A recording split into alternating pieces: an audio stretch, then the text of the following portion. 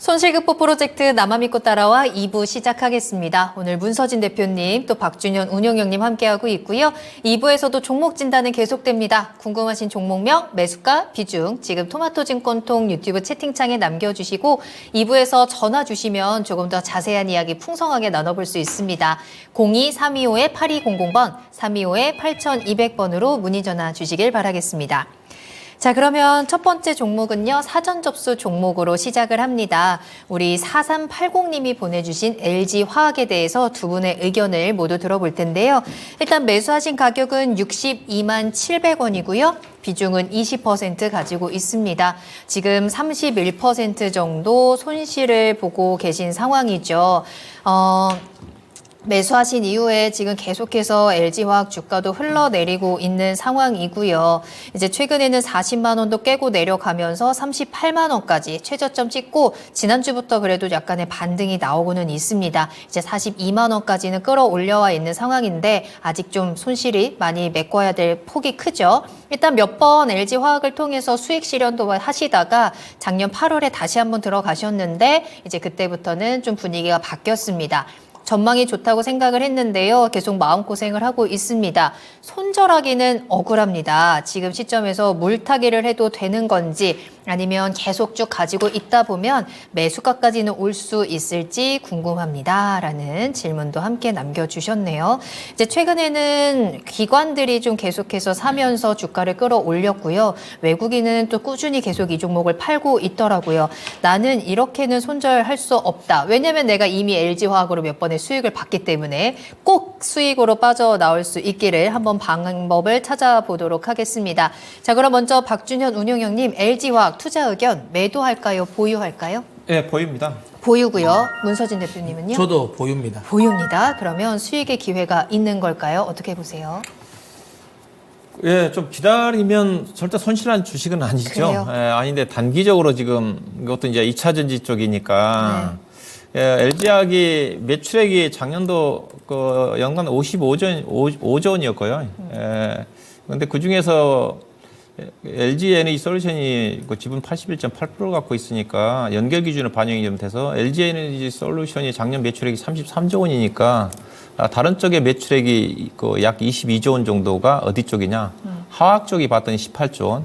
그다음에 이제 첨단 소재, 양극재를 중심으로 해가지고 그 부분이 있어요. 근데 가장 이익을 많이 차지하고 있는 쪽이 LG에너지솔루션과 관련된 그 연결 기준의 영업이익이지 않습니까? 근데 LG에너지솔루션이 올해 이제 최근에 이제 LG화학이 1분기 실적을 발표했는데 영업이익 가이던스가 5,900억인데 아마 2,600억 나왔거든요. 이게 예상 가이던스 대비해서 56% 정도 안 좋게 나왔어요. 반토막 정도 안 좋게 나왔는데 그 영향 자체가 결국은 LG에너지솔루션의 어닝 쇼크였다고 좀 봐야 되겠죠. 그리고 봤더니 제가 세부적으로 봤더니 화학 부분도 매출액이 18조 원인데 약 830억 정도 적자 났더라고요. 결국은 LG에너지솔루션이 주가 가기 위해서는 LG화학이 주가 가기 위해서는 LG에너지솔루션 시적이 좋아져야 되고 화학 부분이 시적이 좋아져야 됩니다. 그다음에 이익 났던 것 자체가 첨단 소재와 관련된 부분 자체가 5,800억이니까 그 자체는 별로 크지가 않아요.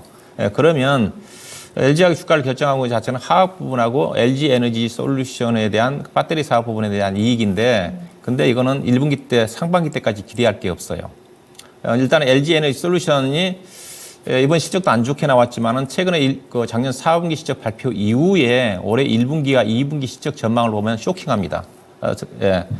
LG에너지솔루션이 지금 인플레이션 감축법을 적용을 안 하게 되면 거의 1분기 때 거의 적자 수준까지 나올 거란 전망이거든요. 일부에서는 한 자릿수 200억, 300억 정도 이익인데 근데 문제는 뭐냐? LG에너지솔루션이 현재 가이던스가 얼마 잡혔느냐가 중요한데 1분기 때 지금 LG에너지솔루션이 가이던스가 지금 1,500억 정도까지 많이 줄어져 있어요. 줄어져 있는데 근데 LG화학이 너무 가이던스가 높다는 겁니다. 5,200억이 잡혀져 있어요. 앞서 작년 4분기 때 2,600억이 났다는데 근데 LG에너지솔루션의 실적이 제가 거의 절대적이라고 했지 않습니까? 근데 LG에너지솔루션의 실적이 작년 4분기보다 1분기 때 훨씬 더 안 좋게 나온다는 겁니다. 근데 LG화학은 올해 1분기보다 2배 이상 높게 잡혀져 있어요. 이거 아니라는 거죠. 소개 업황 자체도 안 좋기 때문에. 그러면 일단은 저는 주가는 바닥 찍었다고 보는데 의미 있게 당장 못 간다는 겁니다. LG에너지솔루션도 좀 마찬가지일 거고. 그러면 주가는 이제 바닥은 좀 찍어서 올라오는데, 근데 의미 있게 주가 가기는 쉽지 않는 거고요. 그래서 그렇다 한다 하더라도 LG화학 주가 자체는 저는 주가 정말 싸다고 봐요. 정말 싸다고 봅니다. 앞서 LG에너지솔루션 81.8% 갖고 있는 그 시가총액만 한다 하더라도 지금 LG화학 주가가 올라왔지만 시가총액 30조원밖에 안 되거든요. LG에너지솔루션이 지금 시가총액이 지금 80조 원, 90조 원 가까이가 된 걸 감안하면 말도 안 되는 주가죠. 결국 이 종목도 결국 이제 PBR로 계산한다 한다면 확 떨어지지 않습니까? 아직 공정하게 평가가 안 돼 있어서 장부사는 안 돼 있지만은 그래서 주가는 안 떨어지는데 의미 있게 올라가기에는 시간이 필요하다. 그래서 이런 종목들은 어떻게 해야 되느냐? 이제 바닥 찍었으니까 주가 떨어질 때 사야지. 올라갈 때 사면 상당히 더디게 진행될 수밖에 없습니다. 그래서 저는 중기적으로 최소한 50만 원 정도까지 가져간다는 전략이고 당분간 트레이딩 전략이에요. 저는 2차 전지 관련 종목들은 주가 떨어지면 사고 올라갈 때 사서면 안 된다. 오늘 같은 경우도 양극재 관련 종목도 올라가니까 아침에 올라가니까 테슬라 주가 떠서 올라가니까 바로 얻어맞았거든요. 실적이 안 좋으니까. 네. 그래서 떨어질 때 사야지 그나마 단기 트레이딩 기회가 오는 거고 매수 시점 자체는 좀 길게 보는 투자 자체는 제가 계속 2차 전지 얘기하고 있지만은 1분기 최소한 1분기 실적이 나와야 되는 시점이다. 그래서 1분기 실적이 나올 때까지 LG화학 주가는 개인적으로 46만 원 넘어가기 좀 어렵지 않겠는가. 하반기 정도 가야지 50만 원 이상 돌파한다. 그래서 최소한 이분 같은 경우는 장기 투자 성향이니까 50만 원을 목표로 해서 가져가는 전략. 추가 매수는 이제 바닥 찍었으니까 가급적 싸게 40만 원 정도 초반 정도라든가 내려온 시점에서 접근한 전략을 저는 권해드리고 싶습니다. 알겠습니다. 조금 더 길게 시간을 주셔야 될 것 같고요. 추가 매수는 40만 원 선을 말씀드렸어요. 문서진 대표님께서도 보유 의견 주셨습니다. 어떤 전망을 보고 계실까요? 일단 저도 이제 2차전 접항은 원래는 좀 쉽지 않다. 쉽지 않다라고 보고 있고요. 그냥 단순히 그냥 업황만 놓고 보면 4월 제가 이제 항상 그 벚꽃 필 때쯤이면 또 업황은 돌아올 것이다. 2차 전지라고 말씀을 드렸는데요. 업황적인 부분은 2분기부터는 좀 턴을 할 가능성은 있다라고 생각을 합니다. 물론 이건 예상이긴 하지만. 근데 이제 업황뿐만 아니라 이제는 좀 센티멘탈한 부분도 있잖아요. 그러니까 트럼프 거기에 리스크도 또 있기 때문에 올해는 어쨌든 좀 힘든 시기일 것 같아요. 힘든 시기라서 쉽게 오르기는 쉽지 않다. 실적이 턴하는 걸 확인 또 해야 되는 상황에서 거기 트럼프 리스크까지도 이제 합의돼 있으니 웬만하면 좀 지금 올라오는 건 만만치 않다라는 건데, 근데 제가 그래도 보유고 그리고 저기 매수가까지는 저는 온다라고 말씀을 드린 이유가 지금 정도 가격대라면, 그러니까 물론 추가 하락 가능할 것 같아요. 근데 여기서 파는 건 아닌 것 같긴 해요. 여기서 파는 건 아닌 것 같다라는 생각이 들고요. 장기적으로 기다려서 내가 한 내년까지 내가 한번 가져가 보겠다라고 하면 그러면 한번 매수가까지는 한번 오지 않을까라는 생각을 하는 거예요. 그래서 아주 장기적으로 간다면 제가 저 매수가까지 나와서 손해 안 보고 팔 수 있을 것 같은데, 아주 장기. 근데 올해 안에 내가 승부를 본다면 쉽진 않을 것 같다. 쉽진 않을 것 같다. 기본적인 가격 조정이 아직까지 마무리됐다라고 보기는 힘들고, 그래도 어쨌든 추가 가격 조정은 좀 제한될 가능성이 있어 보여요. 근데 가격 조정이 끝났다고 바로 올라가진 않겠죠. 업황 확인도 해야 되고, 그러다 보니까 옆으로 기간 조정도 필요합니다. 그 기간 조정이 꽤 오래 걸릴 가능성이 높다라고 생각해서 요거는 제 개인적인 생각에는 지금 당장 어쨌든 주가 반등을 기대하는 거는 아닌 것 같고, 내가 내년까지 끌고 갈 거야 라고 생각하시면 저는 들고 가셔도 된다라는 겁니다. 다만 저는 비중은 좀 늘리는 건 좀 부담스럽다. 왜냐하면 이거 들어가서 언제 빠져나올지 모르니까 거기에 자칫 잘못하면 또 매몰 비용이 생길 수 있거든요. 차라리 이걸 추가 매수할 돈으로 저는 반도체를 샀으면 좋겠다라는 생각이 들고, 그래서 차라리 원래는 그냥 이거 없는 종목이라 생각하세요. 그냥 없는 종목이라 생각하시고 한 내년에 한번 저는 이제 꺼내본다라는 생각을 하시면 좋을 것 같습니다. 왜냐하면 물론 양극재 이 지금 실적 대비해서 지금 LG화학도 밸류는 비쌉니다. 하지만 다른 양극재 관련 기업들 대비해서는 그래도 상대적으로 속된 말로 선녀 예 밸류에이션이거든요. 그래서 그리고 NNF를 안 사고 LG화학을 산 건 그나마 그래도 천만다행이다라고 생각을 합니다. 왜냐하면 지금 엔솔이 계속 원래 팔은 안으로 굽잖아요. 그래서 지금 계속 이제 LG화학을 키워주려고 하거든요. 그렇기 때문에 그나마 좀 괜찮은, 흔히 말하는 이제 부모를 그러니까 뒷배가 있다라는 걸 보면 나쁜 선택은 아닌 것 같다라고 보기 때문에 끌고는 가셔도 되지만 올해는 제가 보기에는 관심 두지 않으셨으면 좋겠다.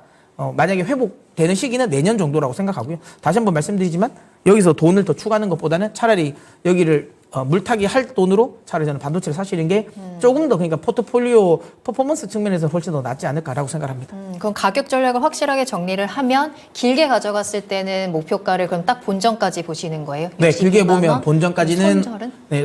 근데 여기서 손절할 거는 아닌 것 같아요. 없어요? 그냥 홀딩 하셨으면 좋겠어요. 그냥. 손절 없이 계속 네. 쭉 가져가 볼까요? 네. 알겠습니다. 자, LG화학에 대해서 두 분의 진단을 들어봤습니다. 가격 전략 다시 한번 좀 확인을 해드릴게요. 두 분 모두 LG화학이 어느 정도 바닥은 다지고 있지만 시원하게 상승하기는 쉽지 않다. 아주 긴 시간이 필요하다라는 부분들에 대해서 공통적인 의견을 주셨고요. 현재 화학 쪽도 2차 전지 쪽도 좀 힘이 약한 상황이죠. 당분간 분위기를 강하게 반전시켜줄 이유가 부족한 상황입니다. 두 분 모두 보유 의견 주셨는데요. 박준현 운용형님께서는 목표가 50만 원 잡아주셨고요. 40만 원 선 근처에서는 추가 매수도 가능하다라는 점 함께 참고를 하시고요. 문서진 대표님께서도요. 길게 보는 관점입니다. 내년까지 조금 더 여유 있게 가져가시면서 목표가 62만 원 전해드렸습니다. 자, 그럼 저희 다시 한번 스피드 종목 진단 출발해 보도록 하겠습니다. 궁금하신 내용 남겨주시면요. 저희 실시간으로 그에 대한 해결책 전해드리고 있어요. 채팅창에 종목명, 매수가 비중, 그리고 매수문의 남겨주시거나 전화 연결 열려 있습니다. 02325-8200번, 325-8200번입니다. 자, 2부에도 많은 분들 함께 해주고 계시고요. 겨울 하늘님께서 모든 분들 설날 전후로 모두 수익 많이 내시길 바랍니다. 라는 댓글도 남겨주셨는데요. 이제 정말 설이 얼마 남지 않았는데 우리 풍성한 명절을 보내기 위해서 또 남은 시간 동안 열심히 여러분들의 계좌를 잘 빨간불로 바꿔보도록 하겠습니다. 자, 그러면 첫 번째 종목 진단은요. 저희 전화로 이야기 나눠볼게요. 시청자님 안녕하세요. 시청자님 안녕하세요. 안녕하세요. 네, 반갑습니다. 시청자님 지금 TV 켜져 있으면 TV는 잠깐 끌까요? 저희 전화로 대화 나눌까요? 네네. 네, 반갑습니다. 네, 오늘 하루는 어떻게 보내셨는지 궁금하네요. 자, 일단 어떤 종목 궁금하세요? 세트리요. 셀트리온? 왜 이렇게 한숨을 쉬시면서 매수가가 높으신가요? 얼마에 아니, 높지는 매수하셨어요? 않은데요. 얼마에 제가 매수하셨어요? 목표가를 네. 적을 못해가지고 한번 여쭤보려고 그래요? 전화했는데 알겠습니다. 일단 여기서 매수 더 이상은 얼마? 빠지지는 않겠죠. 그러면 빠지면 안 되죠. 저희가 한번 방법 찾아볼 거고 매수가 어떻게 되세요? 얼마에 18만 매수하셨어요? 8,540원이요. 18만 20%. 8,540원에 20% 가지고 계시고 목표가 네. 어디까지 생각하셨어요? 우리 아들은 22만 원 갈 22만 거니까 엄마 원? 그냥 네. 갖고 있으라고 네. 하는데 어, 제가 진짜 한번 들어보고 싶어서 알겠습니다. 한 달 전부터 전화 드리는데 좀 아, 그러셨어요. 알겠습니다. 정말 계속해서 그럼 매수하신 이후로 좀 계속 내려오고 있는 상황이고 최근에도 계속 좀 횡보하면서 아직 상승의 기미가 보이지 않다 보니까 좀 답답하실 네. 것 같은데 과연 22만 원까지 목표가 가능한 건지 박준현 네네. 운용형님과 이야기 나눠보세요. 네, 감사합니다. 네. 네, 안녕하세요. 안녕하세요. 아, 이거 올해 매수하신 건가요? 네, 한달 12월 정도. 달인가 했다. 12월 달에? 네. 그러면 24만 원까지 갔는데 그때 안 못 파셨네. 팔았대요. 못 아. 팔았대요. 그리고 1월 2일 날 이 방송에서 이 프로그램에서 이 종목에 대해서 집중적으로 좀 얘기했는데 그때 혹시 방송 안 보셨어요? 보니까 제가 못 봤어요. 그래가지고. 1월 2일 날 방송을 해서 당시 이제 김진구 김진환 전문가하고 네. 얘기했던 기억이 나는데 그때 이슈가 자체가 이제 1월 2일 날 주가가 급등을 했으니까 그래서 셀트리온 주가에 대해서 좀 시장에 관심이 많아가지고 얘기했다 다뤘던 쪽이었는데 일단 그때 저랑 김진환 전문가 의견 자체가 보유하고 계신 분들 영역이고 저는 개인적으로 24만 원 정도 가면 팔아야 된다고 얘기를 했을 거예요. 보니까 1월 2일 날 24만 원 찍고 다음 날에 23만 4, 5천 원도 찍고 계속 흘러내려버렸는데 그 근거가 뭐냐면 이 종목의 주가가 올라간 이유 자체가 합병 효과 때문이지 않습니까? 합병이 이제 출범할 거다. 셀트리온 헬스케어와 작년 연말에 12월 28일 날 확정이 되면 됐어. 네. 올해 이제 합병법이 출범할 거다. 그 이슈 때문에 주가가 급등했거든요. 작년 연말부터. 그러면 합병 효과 자체가 셀트리온 주가에 또 추가 상승을 이끄느냐, 팔아야 되느냐, 그게 그 당시 시장 이슈였거든요. 예, 그래서 최소한 사지는 말고 보유하고 계신 분들의 영역인데 저는 그때 의견 자체가 이 종목이 셀트리온 헬스케어가 합병돼서 신주 물량이 나오는 시점이 제가 알기로는 1월 12일이었어요. 제 기억으로는. 그래서 셀트리온 헬스케어가 이제 셀트리온 주식으로 받아가지고 상장된 날이 1월 12일이니까 그 전까지는 무조건 주식을 팔아야 된다. 왜냐하면 대충 제가 계산해봤더니 셀트리온 헬스케어 갖고 계신 분이 약 6,600만 주 정도가 셀트리온 주식을 받게 됐더라고요. 그러면 그 당시에 셀트리온 헬스케어가 거래 정지가 아마 7만 5천 원대가 됐는데 셀트리온 주가가 그 사이에 올랐으니까 셀트리온 헬스케어 갖고 계신 분이 약 10만 원, 5, 6천 원 정도, 11만 원 가까이 되더라고요. 그래서 한 50% 정도 올랐더라고요. 그러면 당연히 셀트리온 헬스케어 주식 갖고 계신 분들은 셀트리온 주식을 받아서 매도 물량이 나올 거다. 1월 10일부터. 수급이 안 좋다. 이제 그런 의견을 제가 그렇게 얘기했거든요. 결국 이제 그 전부터 주가가 좀 떨어져 버렸어요. 벌금에서요. 떨어져 버렸는데, 결국 이제 합병에 따른 효과 자체가 이게 셀트리온 헬스케어를 합병함에 따라지고 셀트리온의 가치가 그 이상만큼, 즉 발행 주식 수가 셀트리온이 현재 2억 1천만 주 정도 되는데 1억 4천만 주에서 약 7천만 6,600만 주 정도 늘어나면서 30% 이상의 가치가 증가가 되면야 셀트리온 주가에서 더 갈 수는 있다고 봐요. 근데 알다시피 셀트리온 자체는 셀트리온 헬스케어의 연결 기준에 일정 부분이 반영된 부분이 있기 때문에 어느 정도 반영이 됐어요. 그 부분 자체가 주가가 이제 오버해서 올랐던 부분 자체가 후유증이 좀 나타나고 있는 게 아닌가 이제 그렇게 좀 말씀드리고 그러면 결론적으로 지금 어떠냐? 일단은 지금 현재로 봐서는 이런 것 같아요. 보면 최근에 삼성 바이오렉스는 잘 나가거든요. 이게 보시면 지금 셀트리온 누가 팝니까? 애국인들이 팔죠. 네. 애국인들이 팝니다. 근데 삼성 바이오렉스 볼까요? 삼성 바이오렉스는 본인 애국인이 사요.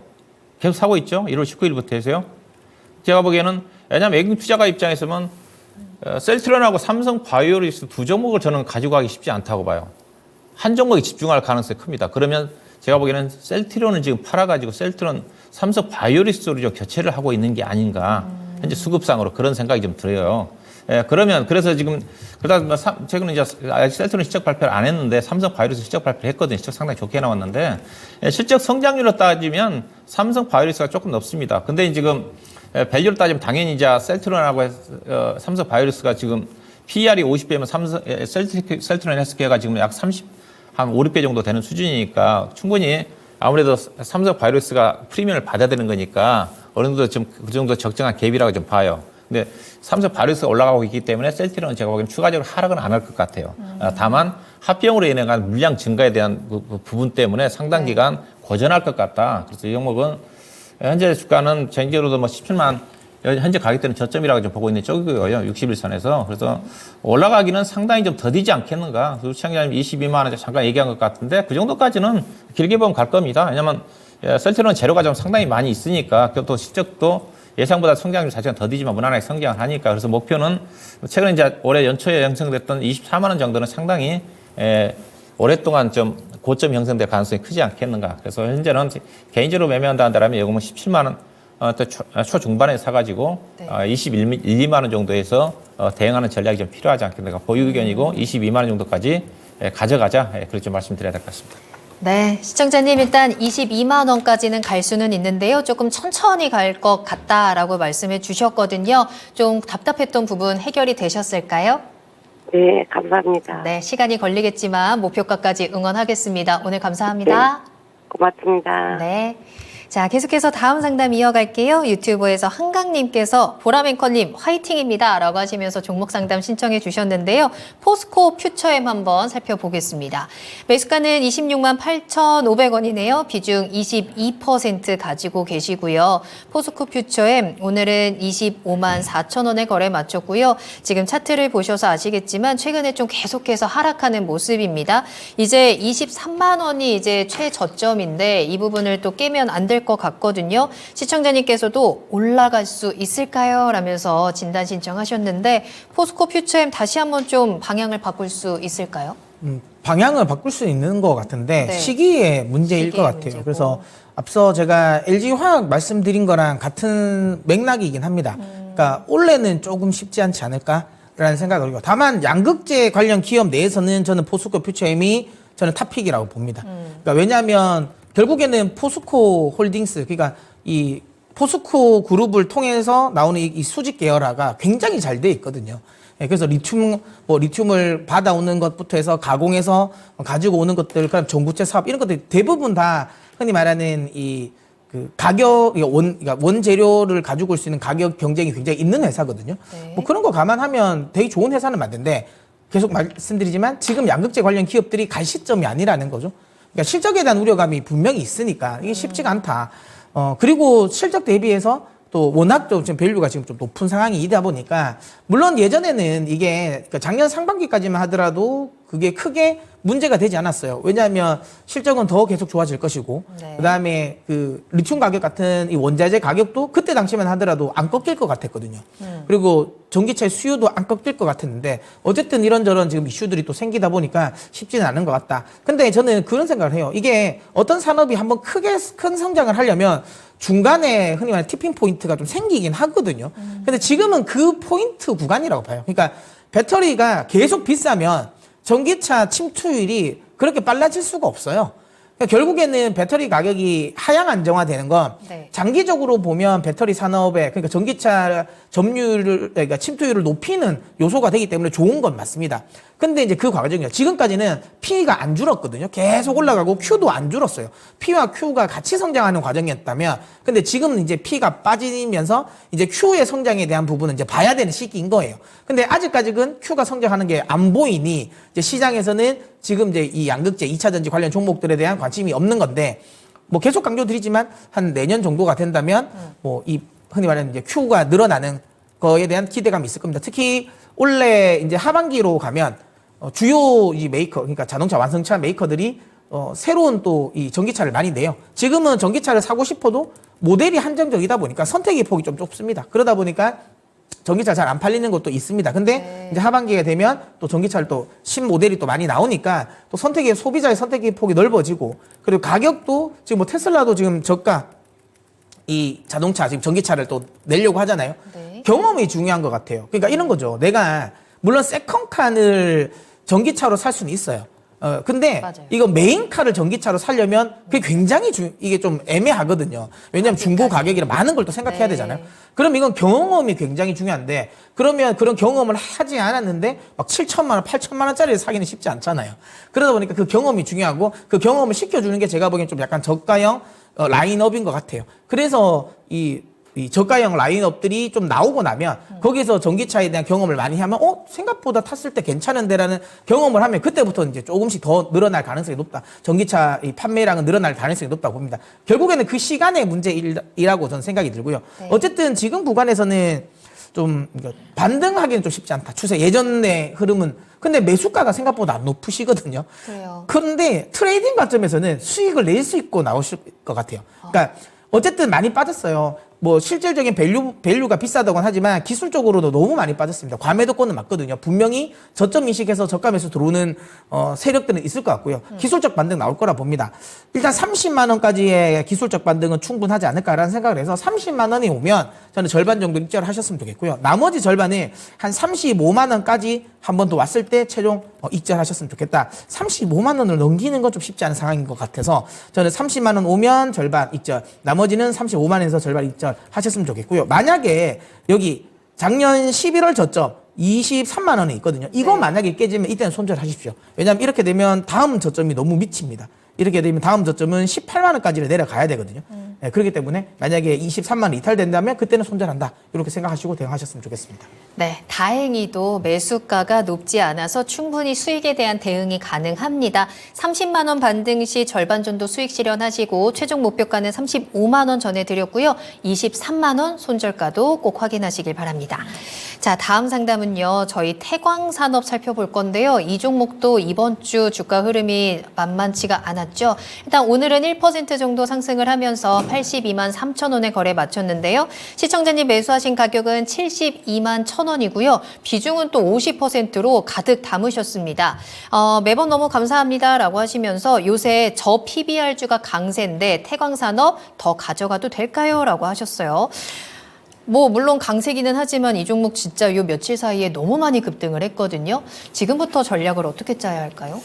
그러니까 시장이 오늘 전혀 지금 진단이 안 올라왔던 삼양사라든가 그러니까요. 태광산업 같은 경우 되게 오랜만에 올라온다는 것 보죠. 자체가 시장이 지금 바뀌고 있다는 겁니다. 그리고 우리 시청자님 앞서 얘기했다시피 고 PBR 쪽에 갖고 계신 분들은 경계를 하셔야 돼요. 그러네요. 예. 아, 이런 쪽에 수익을 내고 있구나. 약간 고 PBR 쪽에 지금 걱정하고 있는 2차 전지라든가 뭐 바이오 종목들, 일본 종목들은 괜찮지만은 이게 이제 야, 이런 게 발빠르게 움직이는 사람도 있구나. 그렇죠. 이게 또 방향이 바뀌어가고 있으니까 네, 그렇죠. 흐름이 달라지니까. 물론 앞서 이제 우리 그 문서 이장님과 처음에 얘기했을 때 시장이 전체적으로 밸류가 올라가게 되면 내 주식도 올라갈 수가 있는 건데 문제는 우리나라 수급이 안 좋다는 거잖아요. 그렇죠. 다 같이 가는 게 아니거든요. 맞아요. 현재로서는 네. 제한적인 수급이다 보면 한쪽에 쏠리면 다른 쪽이 못 가는 게 시장이니까 이쪽으로 관심 없던 쪽으로 자꾸 지금 이제 관심 쏠려져 간다 그러면 다른 쪽 갖고 계신 분들은 좀 약간 불안해지기 시작하거든요.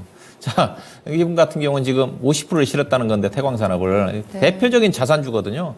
90년도에 이제 자본시장의 개방이 좀 되면서 외국인 투자가들이 가장 먼저 우리나라 들어와서 샀던 주식들이 저 PBR주입니다. 태광산업을 중심으로 해가지고 그 당시 뭐 하여튼 뭐 PBR 대한화섬이라든가 종목들 가지고 주가를 이끌었는데 지금은 그 세대는 아니에요. 저도 성장주라고 좀 보고 있는 쪽인데 이들 종목들이 지금 꿈틀꿈틀 거리고 있다는 쪽인데 예사가 주당 BPS가 400만 원짜리거든요. 400만 원짜리인데 현재 주가가 80만 원이니까 PBR로 따지면 약 지금 0.25배 정도 되겠네요. 25배 정도. 0.25 정도 됩니다. 네. 근데 이제 이런 종목들 가지고 몰빵하면 좀 또 거래 안 되면 답답하게 전개될 수밖에 없죠. 꺾여버리면. 이게 시장을 좀 잘 파악을 해야 될 것 같은데. 근데 네. 제가 보기에는 충분히 추가적인 상승 여력은 있다고 봐요. 근데 문제는 저는 이제 덧불여서 개인적인 생각인데 이들 종목들이 그 자산이 있다 보니까 주가 관리를 안 합니다. 안 하고 아까 자산주 중에서 이들 종목들이 정말로 평가를 받기 위해서는 돈이 많으니까 주주들한테 배당이라도 많이 해줘야 되지 않습니까? 근데 예사 배당은 1,000원 정도밖에 안 해줘요. 배당 수준에 따지면 0.12%밖에 안 돼요. 그리고 주가가 올라가기를 안 바래요. 왜? 얘들은 아쉬울 게 없거든요. 땅을 갖고 있으니까. 그래서 일부에서는 상속세 때문에 이분 같은 경우 아마 이호진 씨라는 분이 아마 그 회장인 걸로 알고 있는데 최근에 뭐 약간 언론에 회자 됐으니까 약간 뭐 안 좋은 건 때문에 나이가 많거든요. 그래서 주가가 올라가면 상속세 때문에 주가가 올라가기를 안 바래요. 그래서 일부에서는 정말로 이게 PBR주가 효과를 발휘하기 위해서는 기업들이 주가가 올라가기를 안 바라니까 상속세가 높아지는 거니까. 그래서 상속을 할 때 PBR 1배 미만짜리 회사들은 PBR을 기준으로 해가지고 상속세를 매겨라. 현재 주가가 아니라. 네. 그렇게 되게 되면 주가 관리 안 할 수가 없거든요. 저는 그게 하나 또 대안이라고 좀 생각을 해요.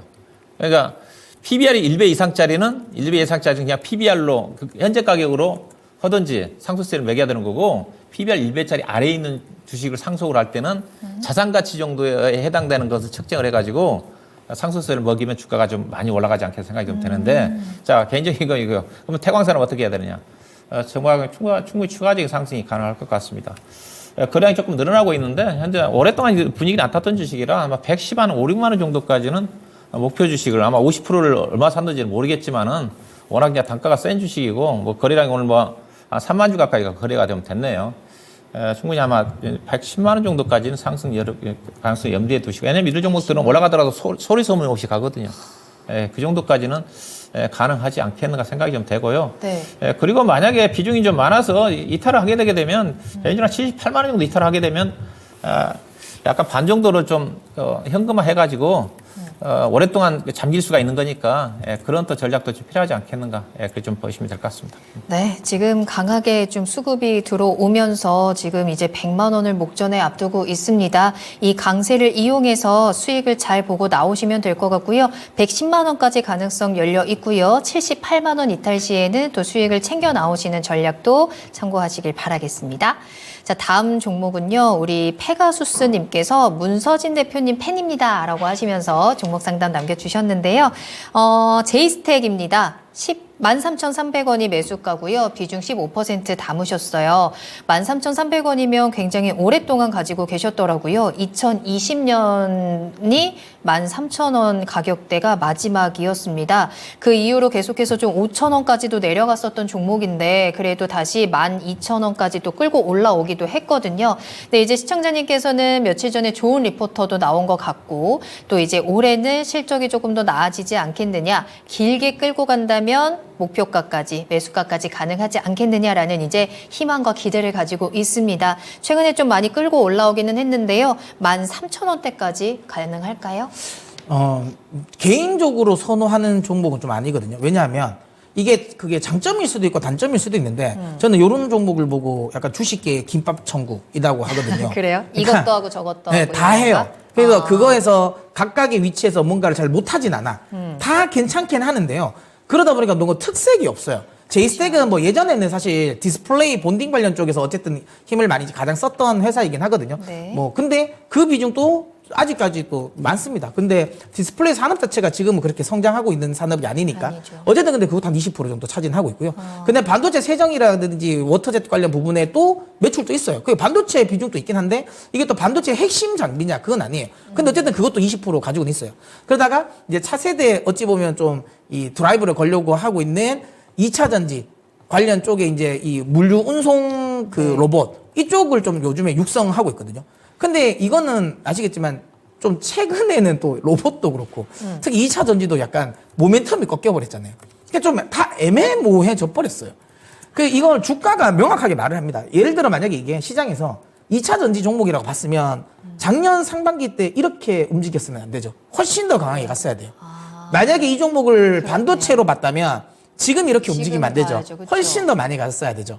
로봇 관련주로 봤어도 더 많이 갔어야죠. 그러니까 이거는 로봇주로 보는 거, 이게 주가가 딱 말해주는 거예요. 처음에 2차 전지 갈 때 같이 가는 거예요. 근데 생각해보니까 또 막 2차 전지는 또 아닌 것 같아. 그래서 빠지거든. 빠질 네. 때는 남들보다 더 빠진단 말이에요. 또 생각해보니까, 로봇도 이것도 맞는 것 같다라고 하면 로봇주가 이제 쉽게 말하면 급등했을 때 약간 끝물에 또 딱 들어와서 또 올라가다가 또 로봇주가 꺾이면 또 쭉 또 꺾여버리고 뭐 반도체인가 해서 올라갔다가 또 눌리면 훅 눌리거든요.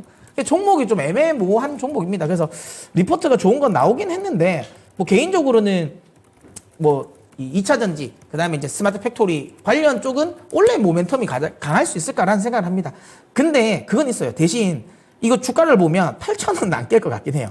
그러니까 아까도 말씀드린 것처럼 2차 전지 관련 부분에 있어서의 모멘텀은 뭐 꺾이긴 했지만 실제로 그걸로 매출이 나오거든요. 네. 물류 이동 관련 로봇 관련 매출이 나오고 있고 그다음에 디스플레이라든지 반도체 업황은 또 개선되고 있잖아요. 그럼 기본적으로 캐시카우 역할을 하는 사업은 또 돈을 벌 거란 말이죠. 그럼 실적이 나빠질 것 같진 않아요. 실적은 원래 좋아지는 거 맞을 것 같아요. 맞는데. 예, 그렇다면 그 실적 베이스로 모멘텀은 좀 약하지만 실적 베이스로 최소한 지금 14,000원 정도 되겠네요. 14,000원까지는 한번 땡겨질 수 있을 것 같다라고 봅니다. 그래서 지금 매수가가 13,300원이니까 충분히 매수가까지는 가지고 가셔도 되지 않을까 싶습니다. 손절가를 제가 정해드리지 않는 건 5,000원까지 왔는데 안 파셨잖아요. 그러면 네. 안 파실 것 같아요. 그래서 손절가는 의미 없을 것 같고요. 지금 제 개인적인 생각에는 8,000원을 리탈하면 좀 위험하다. 그래서 만약에 혹시라도 나 이번에는 좀 리스크 관리하고 싶다고 하시면 8,000원 이탈 시 매도를 하시고요. 그거 아니면 한 14,000원까지는 한번 홀딩 해보셨으면 좋겠습니다. 추가 매수도 괜찮아요? 아니 하지 저는 마요. 항상 말씀드리지만 내가 이걸 빠져나오기 위한 추가 매수는 사실 의미는 없다고 봅니다. 그 돈이면 사실 더 잘 가는 걸 사는 게 훨씬 더 유리해요. 알겠습니다. 자, 제이스택 이도 아니고 저도 아니고 하지만 그래도 실적에 대한 부분은 분명히 긍정적인 부분이 있기 때문에 14,000원까지는 한번 지켜볼 수 있다라는 전략을 챙겨주셨고요. 8,000원 선이 좀 지켜져야 된다라는 점도 함께 염두에 두시면 좋겠습니다. 자, 다음으로 만나볼 종목은 우리 강보성님의 종목인가요? 일진 하이솔루스 진단할게요. 24,500원의 비중 30% 가지고 있습니다. 진단 부탁드립니다. 라면서 남겨주셨는데 일진 하이솔루스 지금 손실이 크지는 않지만 최근에 추세가 좀 아래쪽으로 계속 내려가고 있어서요. 어떻게 대응을 해야 될지 좀 빠른 대응이 중요할 것 같습니다. 손실을 키우지 않고 좀 잘 나올 수 있는 전략 있을까요? 그 회사는 이제 수소 연료 탱크 만드는 회사지 않습니까? 네. 수소 관련 종목으로 알려져 있고 현재 수소차는 아마 현대차에서 넥소 쪽에서 생산하고 있는데 거의 생산량이 적어요. 그래서 제가 수소차 관련 종목 쪽에 투자하신 분들 2년, 3년 전에 관련된 종목도 투자해서는 안 된다 계속 얘기하고 있는 쪽인데 왜냐하면 지금은 이제 현대차가 수소 그 차 생산 자체를 많이 줄였지 않습니까? 많이 그 연기를 했고 2021년도인가 2년도인가 2025년도 기준에서 수소차를 50만 대 정도 아마 생산 목표를 정했던 건데 지금 거의 생산 안 해요. 설사 50만 대 생산한다 하더라도 수소 연료 탱크를 만들고 있는 일진 하우솔루시가 혜택 받을 수 있는 건 거의 없어요. 현재 지금 넥소 정도만 약간 제한적으로 생산하고 있는 걸로 알고 있는데 돈이 안 됩니다. 돈이 안 되고 그리고 오늘 예사가 잠 끝나고 시적 발표를 했거든요. 그래도 그 2차 전지 양극재 소재 관련 종목들은 매출액은 폭발적으로 성장하지 않습니까? 그러면 수소 관련 종목들도 그나마 그래도 매출액은 꾸준히 성장을 해야 되잖아요. 판매가 되니까. 근데 예산은 매출액 역성장이에요. 매출액이 아마 작년 대비해서 아마 27% 정도 감소를 했을 겁니다. 그 다음에 영업 적자가 99억. 오늘 이제 그 매출액 변동성과 관련해서 공시가 좀 나왔는데 99억 나왔거든요. 실적은 좀 반영이 좀 됐을 건데, 근데 주가 못 가요. 그리고 예사가 시가총액이 얼마냐? 거의 8,500억짜리입니다. 8,500억짜리면 예사가 지금 2025년도 간다 한다 하더라도 지금 전망치가 영업이익 85억이에요. 85억짜리가 시가총액 8,500이다. 이거는 당장 파셔야 됩니다. 이건 비전이 없어요. 굳이 산다 한다면 사더라도 연료전지 쪽에 사셔야 돼요. 두산 연료전지. 연료전지 같은 경우는 당장 수소 연료전지 쪽에 공급은 안 되지만 발전소를 중심으로 해서 들어가거든요. 근데 제가 두산 포스텔 같은 경우도 주가 비싸다가 안 된다고 그러거든요. 그러니까 이거는 비전 없어요. 계속 갖고 있어 행보할 거고요. 내일이라도 당장 손절하셔가지고 다른 종목적으로 교체하는 게 훨씬 빠릅니다. 24,500원, 23,500원, 1,000원밖에 손실 아니거든요. 최근 종목들 많이 떨어졌으니까 이거는 고민하지 마세요. 이거는 파셔가지고 다른 쪽으로 교체하는 전략이 필요할 것 같습니다. 네, 일진 하이솔루스 간단하게 매도 의견 전해드렸습니다. 자, 종목 한 가지 더 살펴볼까요? 매드팩토 살펴보겠습니다. 꾸쭈님의 종목이고요. 9,800원에 5% 담으셨어요. 최근에 매수를 하셨을 것 같고 매드팩토 아마 오늘 매수하셨을까요? 이 종목도 지난주부터 꿈틀꿈틀 특히나 어제 강한 모습 보여줬고요. 오늘도 윗꼬리를 달기는 했지만 빨간불 계속해서 이어갑니다. 5% 살짝 담으셨는데 전망이 궁금합니다라는 이야기와 함께 불타기 가능할까요? 라고 하셨거든요. 매드팩도 조금 더 비중 키워 나가면서 수익을 늘려갈 수 있을까요?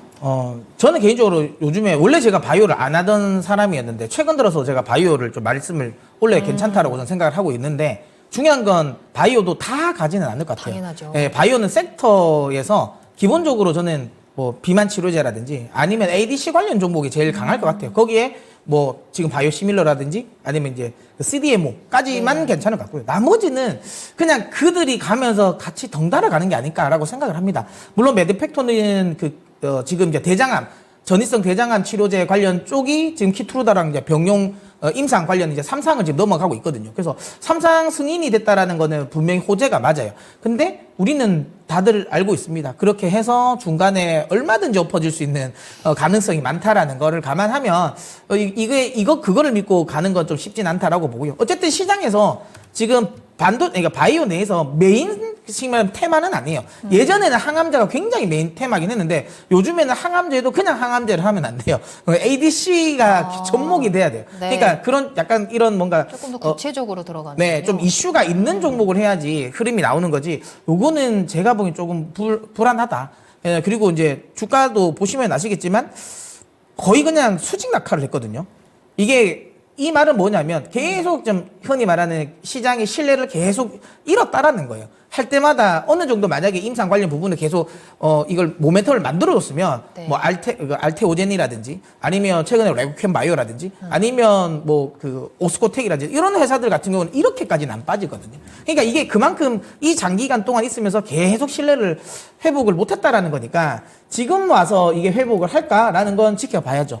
예, 그래서 조금 더 기다려 봐야 될 것 같다라고 생각해서 이거는 저는 개인적으로는 더 불타긴 하지 마십시오. 다만 어쨌든 바이오 분위기를 타고 가고 있는 건 맞으니까 기술적으로 봤을 때 한 13,000원까지의 반등은 좀 나올 수 있을 것 같긴 하거든요. 그래서 목표가는 한 13,000원 정도 설정하시고 대응하시고 어쨌든 바이오 주니까 변동성 클 수 있으니까 리스크 관리 차원에서 한 8,000원 정도를 손절가로 잡고 대응하셨으면 좋겠습니다. 알겠습니다. 매드팩도 지금 상승 잘 나오고 있는데요. 조금 더 신중하게 대응하시는 게 중요할 것 같습니다. 불타기에 대해서는 조금 더 기다려보자. 지금은 조금 추천하지는 않는다라는 의견 전해주셨고요. 기술적 반등으로 인한 목표가 13,000원 그리고 리스크 관리 8,000원 손절가 전해드렸습니다.